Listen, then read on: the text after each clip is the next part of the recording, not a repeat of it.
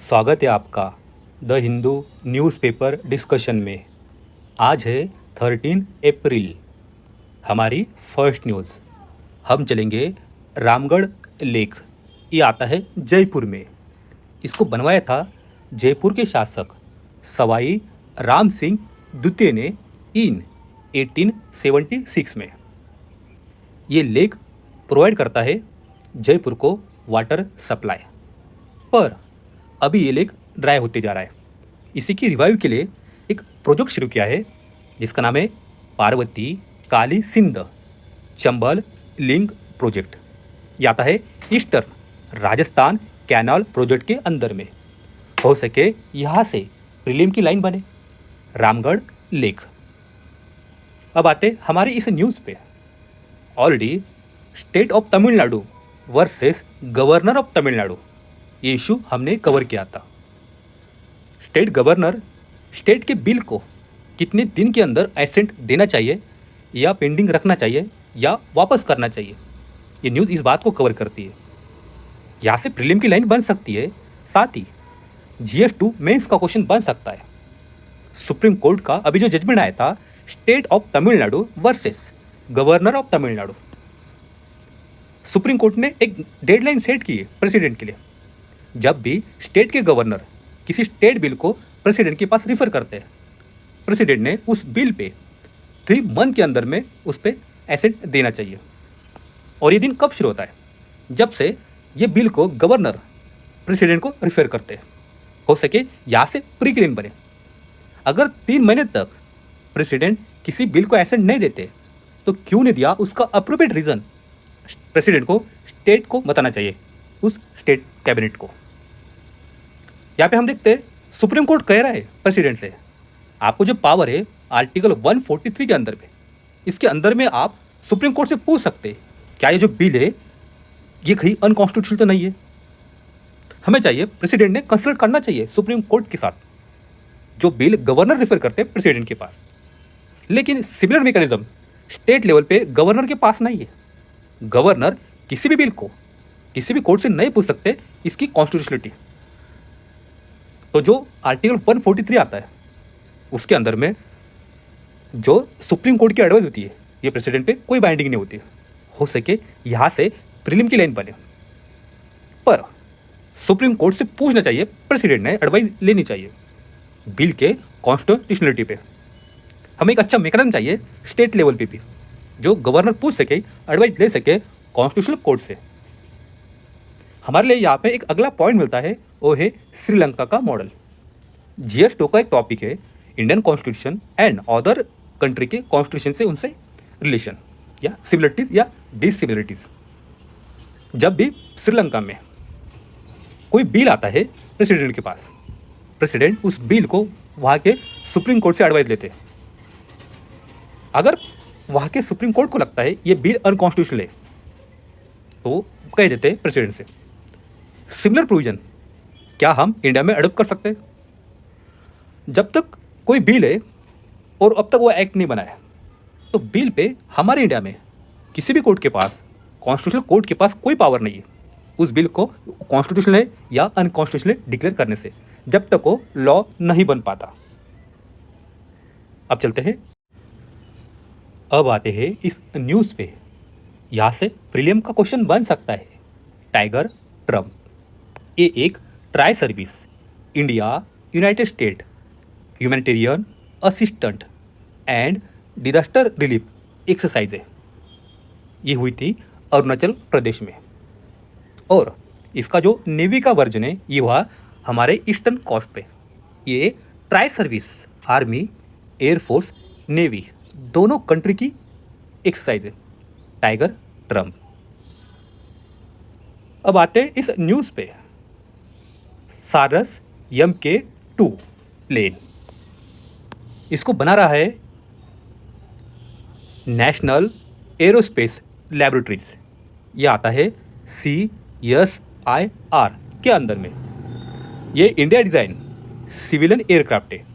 हो सके यहाँ से प्री की लाइन बने, सारस MK2 प्लेन क्या है और किसने बनवाया। अब आते हैं इस न्यूज़ पे। यहाँ से हमारे इकोनॉमी के, माफ़ कीजिए, इन्वायरमेंट के कुछ पॉइंट कवर होते हैं, साथ ही हो सके मेंस का क्वेश्चन बने। दुनिया भर में जो ग्लोबल शिपिंग होती है और उसमें से जो कार्बन का इमिशन होता है उस पर कैप लगाने की ज़रूरत है। Climate change and global warming and CO2 का एमिशन, तो एक टैक्स वहाँ पे लगाना शुरू कर दिया है। लास्ट वीक लंदन में, जहाँ पे हेडक्वार्टर है इंटरनेशनल मैरीटाइम ऑर्गेनाइजेशन का, IMO, यहाँ से प्रीक्लेम बन सकती है। इंटरनेशनल मैरीटाइम ऑर्गेनाइजेशन क्या है? क्या ये यूनाइटेड नेशन की एजेंसी है? इसका हेडक्वार्टर कहाँ पे है? वो है लंदन में। तो यहाँ पे एक डील हुई शिपिंग इंडस्ट्री के शिपिंग टैक्स पे, कार्बन टैक्स। तब India and other 62 other countries ने यस कहा कि ठीक है, हम आपके साथ हैं, आप लगाए कार्बन टैक्स शिपिंग इंडस्ट्री पे। जो इंटरनेशनल मैरीटाइम ऑर्गेनाइजेशन है IMO, ये एक यूनाइटेड नेशन की एजेंसी है, शिपिंग एजेंसी।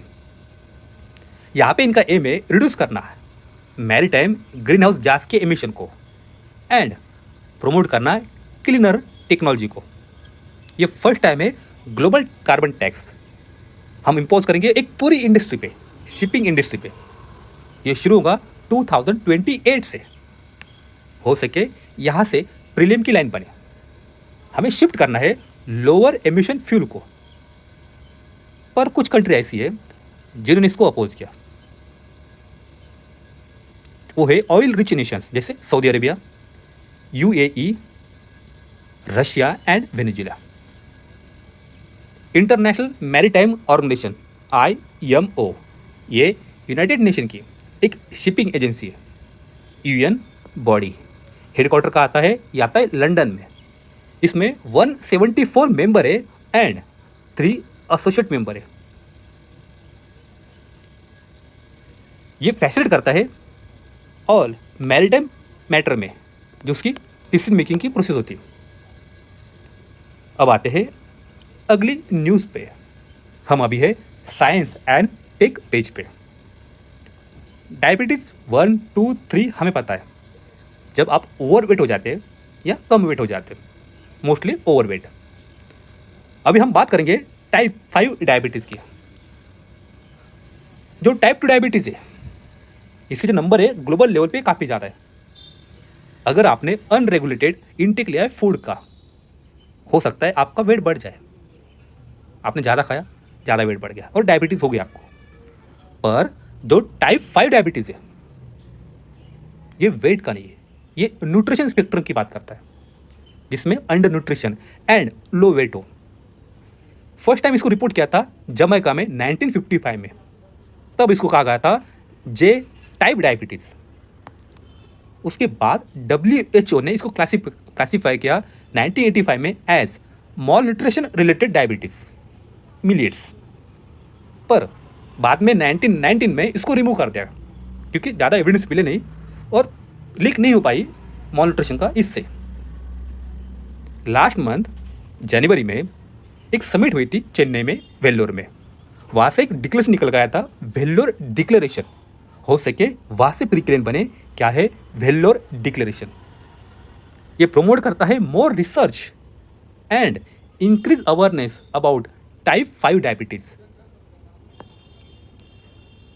ये अलग है मेटाबॉलिक एंटिटी से। हमारा जो एम्ब्री होता है इटरो, जिन पीपल के बॉडी में ज़्यादा फैट आते हैं उनकी जिन की कैपेसिटी की सबसे ज़्यादा, इसको आता है थीन फैट। आप उस पर्सन को कितना भी खिलाओ, कितना भी न्यूट्रिशन खिलाओ, तब भी उसकी बॉडी उस न्यूट्रिशन को एब्जॉर्ब नहीं कर पाती। इस वजह से हो जाता है टाइप 5 डायबिटीज़। हो सके प्रीक्लेम बन जाए। अब आते हैं इस न्यूज़ पे। ये भाई साहब जहाँ भी दिखे दूर हट जाइए, भाग जाइए। ये है रसल वाइपर। इंडिया में जो क्लाइमेट है काफ़ी डाइवर्स है, हिली एरिया है, डिजर्ट है, कोस्टल है, डिफरेंट सेगमेंट्स है। हर इसमें रसल वाइपर होता है। रसल वाइपर का जो फूड होता है एंड उसकी जो हैबिटेट होता है डिफरेंट डाइवर्सिटी में डिफरेंट है। अगर हिली एरिया में किसी को ये सांप काटता है या कोस्टल एरिया में काटता है या डेक्कन में काटता है या कहीं भी काटता है, उसके सिम्टम अलग अलग हो जाते हैं। तो उसका ट्रीटमेंट करना दिक्कत हो सकती है। हम समझ नहीं पाते कौन सा टॉक्सिक इफेक्ट इस पर्सन को हुआ है। तो इसी को ध्यान में रखते हुए अब एक स्टडी आई है। इन्होंने कहा जो लोकल क्लाइमेट है हम इसको यूज करेंगे प्रिडिक्ट करने के लिए क्या क्या जहर है, वेनम, विष, कैरेक्टरिस्टिक ऑफ रसल वाइपर, एक डेडली स्नेक है जो भारत में हर गई है। तो हेल्प हो सकता है क्लिनिशियन के लिए, डॉक्टर के लिए। वो प्रोवाइड करेंगे targeted therapies for snake bite victim के लिए। रसल वाइपर फाउंड होता है across Indian subcontinent. Bharat में जितनी भी सांप के काटने से मौत होती है उसमें 40% कॉन्ट्रीब्यूशन आता है रसल वाइपर का। इसका जो वेनम है ये एक्सट्रीमली वेरिएबल है और हर जगह पे अलग अलग प्लेस पे अगर स्नेक बाइट करता है तो इसके डिफरेंट सिम्टम्स हमें रीजन वाइज दिखते हैं। तो इसी को ध्यान में रखते हुए जो टॉक्सिक इफेक्ट है स्नेक वेनम का, क्योंकि इसके बॉडी में डिफरेंट एंजाइम आते हैं, वो काफ़ी प्रभावित हो सकते हैं मेनी फैक्टर। उसको क्या प्रे अवेलेबिलिटी है, वो क्या खा रहा है और किस क्लाइमेट में रह रहा है। तो हो सके एक प्रिकिलिन बन जाए रसल वाइपर एंड उसका वेनम एंड उसकी लोकल क्लाइमेटिक कंडीशन। अब आते हैं हमारी लास्ट न्यूज पे। हम चलेंगे कैस्पियन सी। प्रीलिम में क्वेश्चन बन सकता है जो कैस्पियन सी है उसको अटैच कंट्री कौन सी है। उसके लिए एक फॉर्मूला मुझे यूट्यूब पे दिखा, एक गूगल करते हुए हम उसको थैंक यू कहेंगे। वो है तारीख, तारीख पे तारीख, कैस्पियन सी की तारीख। Turkmenistan, Azerbaijan, Russia, Iran and Kazakhstan. आज की न्यूज़ कह रही है जैसे जैसे कैस्पियन सी का जो लेवल है वो डिक्लाइन होते जा रहा है, ये थ्रेट कर रहा है इन डेंजर सील के लिए।